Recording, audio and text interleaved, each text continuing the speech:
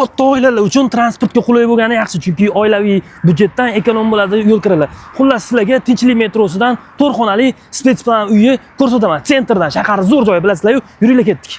Yangi liftdan chiqib kelganimizda bu tarafda o'sha aytgan sizga 4 xonali spetsplan uyimiz joylashgan ekan. Ko'rayotganingdek koridorlari ham kengina holatda. Bu taraf mehmonlaringizni kutib olishingiz uchun mehmonxonasi bo'ladi. Ko'ryapsizlar, bu ham kengina. Chunki men sizlarga aytganman, spetsplan.